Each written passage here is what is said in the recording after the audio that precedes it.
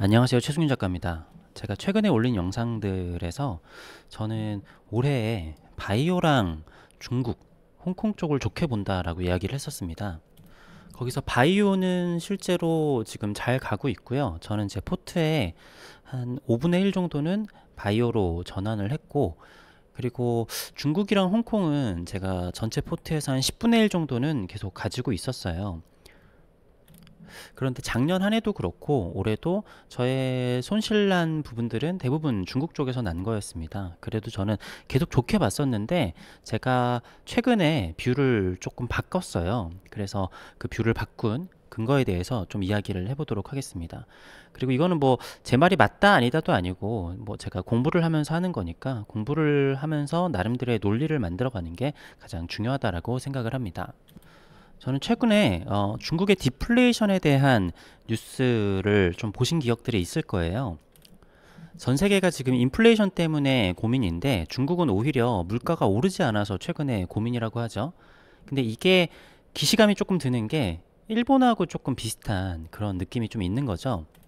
게다가 제가 결정적으로 뷰를 바꾼 계기는 심지어 요즘에 임금도 떨어지고 있다라고 합니다.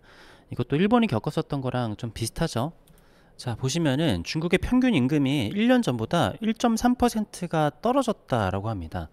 사실 이거는 좀 말도 안 되는 게 중국이 그래도 여전히 3, 4% 이상의 성장률을 보여주고 있는데 어떻게 보면 우리나라보다 고도 성장을 하고 있는 와중에도 디플레이션이 생긴다. 게다가 지금 전 세계가 인플레이션으로 이렇게 힘들어하고 있는데 게다가 더 놀라운 거는요. 이거 보시면은 중국은 지금 기준금리가 3.45 우리나라랑 비슷한데 중요한 거는 2021년부터 지금까지 기준금리를 계속 내리고 있는 거예요.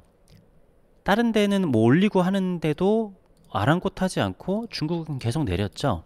자, 그러면 우리는 지금 금리를 내리면은 자산 시장에 다시 올라온다. 이런 생각들을 하고 있잖아요.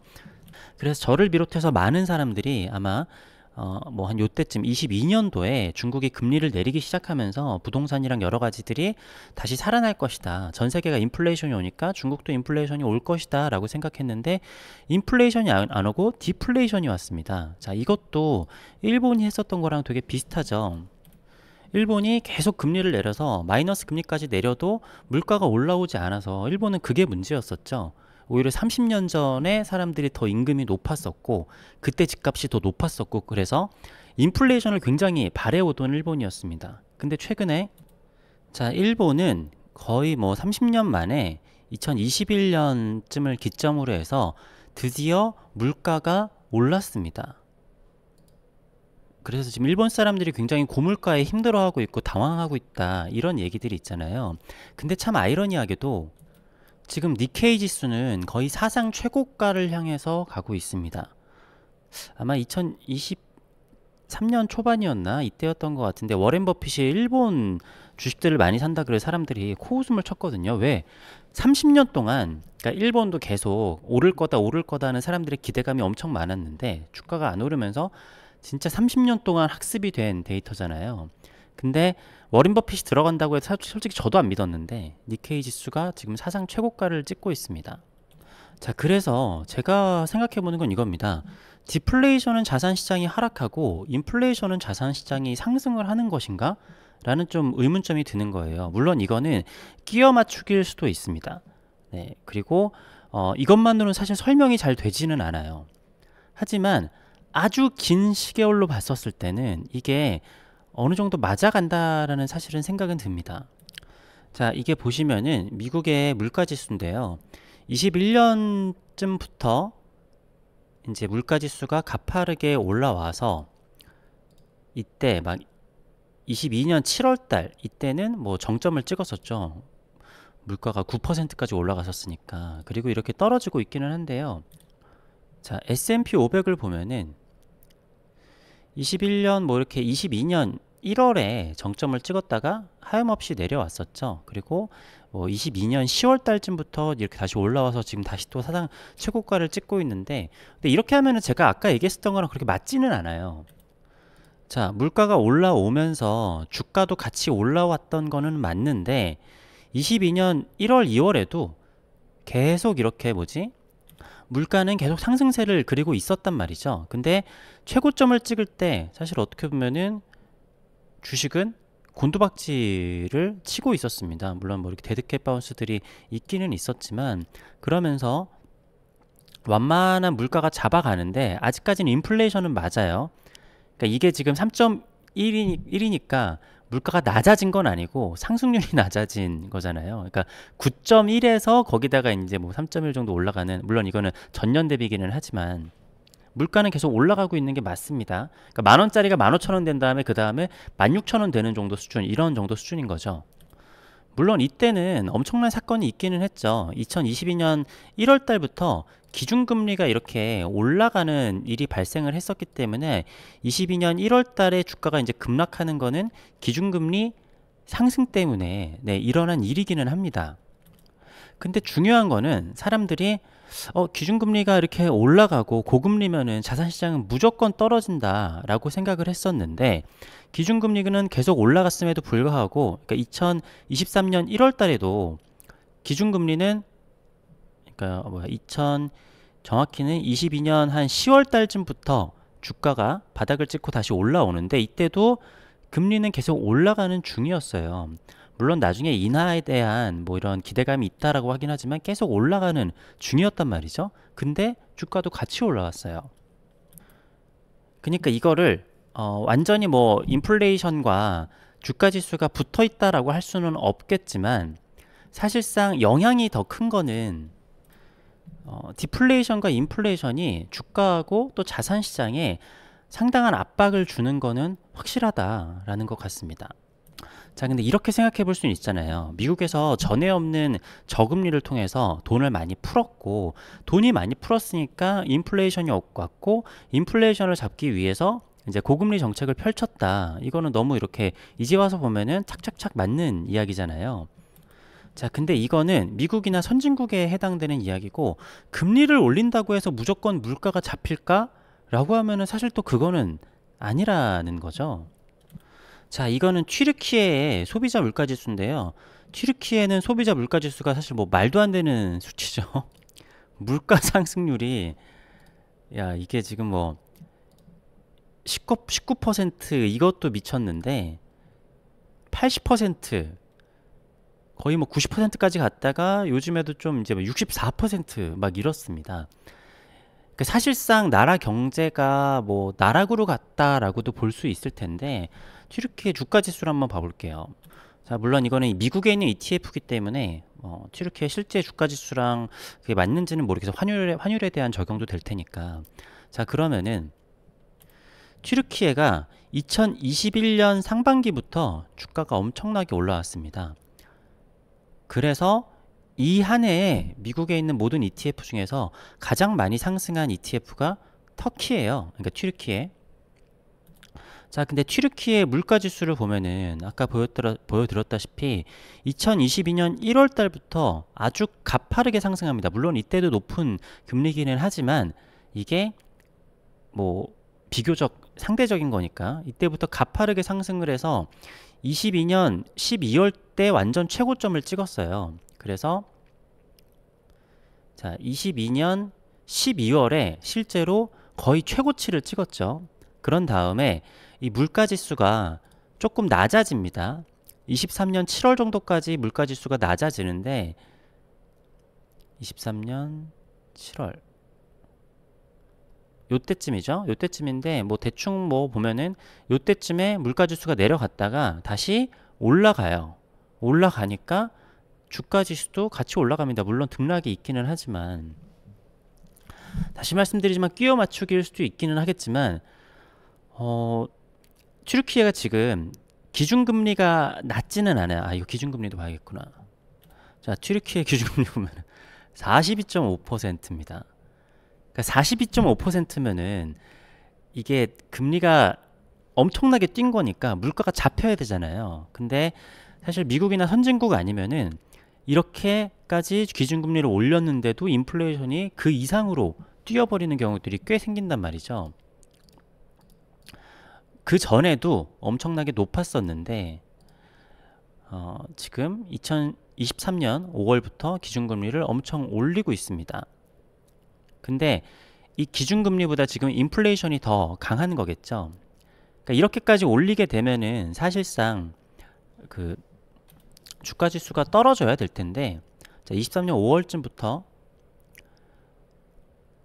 그러니까 요때쯤부터 기준금리를 올렸는데도 주가는 이렇게 상승을 했어요. 물론 지금 다시 떨어지고 있기는 한데, 그러니까 긴 시계열로 보면은 그냥 이렇게 쭉 올라가고 있단 말이죠. 자, 또 하나 경제가 박살난 나라 아르헨티나를 한번 보자면은, 아르헨티나 소비자 물가 지수는 야 161%, 진짜 말도 안 되는 물가 지수죠. 물가 지수가 인플레이션이 엄청나게 계속해서 상승을 하고 있는데, 아르헨티나 기준금리도 미쳤습니다. 터키를 뛰어넘죠. 133%예요. 기준금리도 계속 올라오고 있는데, 제가 봤을 때 기준금리보다 물가지수가 올라가는 게 더 빠른 거죠. 그러니까 이렇게까지 올려도 잡을 수가 없는 상태인 거예요. 자, 그런데 아르헨티나의 주가지수를 보면은 거의 20년 초부터 지금까지 거의 계속 상승이라고 보면 됩니다. 네.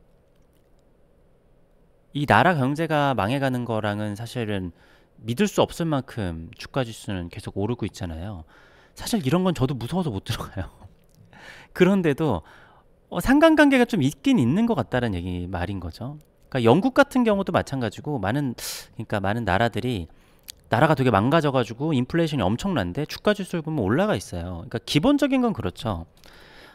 내가 우리나라나 미국 선진국에 있으면 잘 못 느끼겠지만, 자, 빵 가격이 뭐 지금 베네수엘라 이런 나라를 보면은 하루에 2배 사이가 뛴다라고 해요.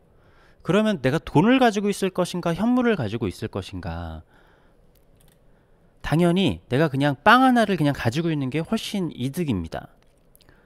물론 그냥 일반인들은 하루 벌어서 하루 먹고 살고 막 그래야 되겠지만, 내가 만약에 어쨌든 주가 시장도 세력이라든가 기관, 돈 많은 사람들이 움직이는 거잖아요. 그러면은 돈을 가지고 있는 사람은 어떻게 해야 되냐? 휴지 조각이 되기 전에 현물로 바꿔야겠죠. 그러니까 뭐 주식을 사던 부동산을 사던, 근데 부동산이랑은 조금 다른 것 같아요. 부동산은 아무래도 많은 사람들이 이렇게 이용을 하는 거다 보니까, 물론 뭐 베네수엘라 같은 나라에도 중심부랑 또 외곽이랑은 많이 다르기는 하겠지만, 현물로 바꿔야 되는데 그러면은 주식시장으로 돈이 몰릴 수밖에 없는 게 아닌가라는 생각도 들기는 합니다. 근데 또 재밌는 거는, 이렇게 경제가 망가진 나라들을 보면은 자국 화폐가 가치가 너무 빨리 떨어지니까 달러를 현금으로 쓰는 경우가 되게 많아요. 근데 이게 미국에게 엄청 좋은 일이죠. 그러니까 미국이 돈을 엄청나게 풀었는데, 그러면은 미국에서도 돈을 푼 만큼 돈의 가치가 엄청 떨어져야 되잖아요. 그런데 오히려 미국의 경제가 이렇게 조금 망가지면은 다른 나라들은 훨씬 더 망가지니까 달러 수요가 엄청나게 많아진단 말이죠. 그러다 보니까 달러의 가치가 떨어지지 않습니다. 다른 나라에서 자국의 화폐보다 달러들을 더 선호하니까, 심지어 뭐 북한도 그렇다라고 하죠. 그러니까 기본적으로는, 그러니까 우리가 팬데믹 때 주가가 엄청나게 오르고 부동산도 엄청나게 올랐었던 이유가 돈을 많이 풀었으니까, 이게 돈의 가치가 떨어질 것이고, 그러니까 돈보다 뭐 자산을 사자, 이런 아이디어였잖아요. 근데 금리가 올라가면서 뭐 긴축을 한다 해가지고 주가가 다시 떨어지고 하기는 했지만, 사실 그 당시에는 돈을 푼 만큼 내가 뭔가 돈의 가치가 떨어졌다라는 거를 사람들이 체감을 할 정도로 많이 느끼지는 못했어요. 자산 시장이 올라가는 게 훨씬 더 컸었지. 그런데 결국에는 인플레이션이 오기는 와야 되기 때문에, 인플레이션이 오면서 그거 자체가 자산 시장의 상승을 길게 봤을 때는 더 크게 이끈 게 아닌가라는 생각이 좀 드는 거죠. 그러다 보니까 요즘 일본은 주가가 오르고 있고, 심지어는 금리를 굉장히 많이 올리는 뭐 아르헨티나라든가 튀르키예 같은 나라를 보더라도 물가가 계속 오르니까 주가는 그거에 따라서 또 올라가는 거죠. 그런데 저는 부동산은 조금 다르다라고 생각합니다. 뭐냐면은 임금과 연결이 되어 있는데요. 물론 중심부에 아주 뭐 부자들이 이용하는 부동산과 아닌 것에는 차이가 있기는 하지만, 어쨌든 부동산은 전체를 보게 되는 거잖아요. 근데 중요한 거는, 인플레이션은 됐지만 임금이 그거에 맞춰서 올라갔느냐가 중요한 거거든요. 근데 임금이 따라 올라가는 거는 되게 천천히 따라 올라간단 말이에요. 근데 그 와중에 중국처럼 임금 자체도 떨어진다라고 하는 거는 저는 일본의 전철을 밟지 않을까라는 생각이 좀 많이 듭니다. 물론 제 뷰가 틀렸을 수도 있어요. 그렇지만 저는 그냥 바이오 쪽이나 다른 제가 이제 좋게 뷰를 보고 있는 쪽으로 생각을 할 거고, 저번에 얘기했던 것처럼 부동산은 앞으로도 안 좋을, 한참 동안 굉장히 안 좋을 거라고 저도 생각을 합니다. 자, 그러면은 제가 뭐 부동산 얘기까지 하면 기니까 그거보다 중국은 디플레이션을 과연 선택한 것일까라는 거를 생각해 볼 수도 있어요. 물론 중국 같은 경우에는 나라 중앙에서 제어를 하는 경제이기 때문에 중앙에서 뭐 주가를 올린다, 부동산 시장을 올린다라고 하면은 방법이 있을 거라고 생각을 하거든요. 개방 경제도 아니고, 물론 제가 이거를 뭐 맞춘다거나 이게 맞다라고 할 수는 없어요. 그런데 어떻게 보면은 일본이 잃어버린 30년을 겪으면서 일본의 잃어버린 30년은 잘못된 것일까라는 거를 생각해 볼 필요가 있어요. 요거는 제가 채널에서도 몇 번 얘기하기도 했고, 요즘 들어서는 일본의, 옛날에는 한 10년 전, 5년 전만 해도 일본의 잃어버린 30년을 굉장히 안 좋게 얘기하고 문제점에 대해서만 얘기를 했는데, 요즘에는 오히려 저 정도로 버틴 건 잘한 거 아닌가? 막 이런 얘기도 나온단 말이죠. 왜냐면은 잃어버린 30년 동안 일본의 국가 경쟁력 순위가 그렇게 많이 떨어지지 않았거든요. 그러니까 2등에서 지금 뭐 3등인가 4등 뭐 이 정도잖아요. 보니까 일본이 전 세계 GDP 3위 국가예요. 미국, 중국 다음이 일본인 거죠. 그러니까 경제가 엄청나게 안 좋았다라고 하기는 하는데 결국에는 실업률이 그렇게 높지도 않고 아직도 선진국이에요. 뭐 나락으로 떨어지진 않은 거죠. 사람들이 조금 절제하면서 살기는 하지만 그러면서 출산율도 올라갔어요. 사람들은 뭔가 엄청난 욕심을 낸다라기보다 그냥 소소하게 자기 삶에, 일본 사람들을 보면은 대체로 그냥 소소하게 만족하면서 사는 사람들이 좀 많은 것 같아요. 오히려 우리나라가 자살률도 높고 뭐 극빈층들도 많고 그렇죠. 중국도 마찬가지예요. 빈부격차가 너무 심각하게 차이가 나고, 그러면 중국이 지금 세계 2위의 나라인데 뭐 1위가 될 수도 있겠지만 여기서 훨씬 더 발전을 해가지고 뭐 엄청나게 여기서 더 발전해가지고 뭐냐 반도체나 이런 것도 하고 여러 가지 하게 되면은 미국이랑 사이는 더 껄끄러워질 거고, 내부에서도 뭔가 빈부격차는 더 심해질 거고, 그렇다고 부동산을 계속 짓게 되면은 감당이 안 될 거고, 여기서 어떻게 보면은 심각한 버블을 겪었다가 일본처럼 30년 동안이나 가면 안 되겠지만 어쨌든 일본처럼 하는 것 자체가 무조건 나쁘다라고 볼 수는 없지 않을까라는 생각도 좀 있는 거죠. 그러니까 지금 경제 전문가들이 그런 얘기도 해요. 우리가 과연 일본이 잃어버린 30년을 버티면서 그래도 국가 경쟁력을 지키고 있었는데 과연 우리나라랑 중국은 일본만큼이라도 할 수 있을 것인가? 이런 얘기들을 하잖아요. 그러니까 전 세계에서 예측한 거에서 지금은 우리나라가 10위권의 경제 순위에 있지만 향후 10년, 20년, 30년 후에는 우리나라의 순위가 점점점 뒤로 밀린단 말이죠. 그러니까 나중엔 30위권에도 없는 걸로 사람들이 예측하는 경우들이 많은데, 디플레이션에 빠지고 자산 시장이 끝없이 하방을 한다라고 하더라도 그게 어쩔 수 없이 그렇게 된 것 같기도 한데 그렇게 하는 것도 어느 정도는 의도를 하는 거는 아닌가라는 생각도 좀 든다라는 거예요. 그러니까 그게 뭐냐면은 공동부유라는 거를 얘기를 했잖아요. 그러니까 더 잘 살고 하는 것보다 이제는 그냥 조금 평탄화하는 작업을 좀 한다라고 하니까 이거를 약간 방향성이 그렇게 가는 거는 아닌가라는 생각이 드는 거죠. 어떻게 보면 의도적으로 일본처럼. 그리고 사실 일본처럼 갈 수밖에 없었던 게 있기도 하고, 왜냐면 거품이 많으니까. 네, 어쨌든 뭐 제 말이 틀릴 수도 있고 한데 그냥 나름대로의 논리를 한번 펼쳐봤습니다. 그러니까 인플레이션, 네, 이거 참 재밌는 것 같아요. 인플레이션이 무조건 안 좋은 것 같지만 인플레이션보다 더 무서운 게 디플레이션이라고 하죠.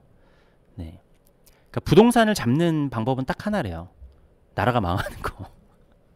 디플레이션이 와서. 인플레이션이 온다? 어떻게 보면은 물론 인플레이션이 와도 나라가 망하고 디플레이션이 너무 심하게 와도 나라가 망하기는 하는데 물론 요것만으로 설명할 수 있는 건 아닙니다. 근데 뭐 제가 이거를 다 복잡한 걸 다 얘기할 수는 없으니까. 네, 어쨌든 긴 영상 봐주셔서 감사합니다.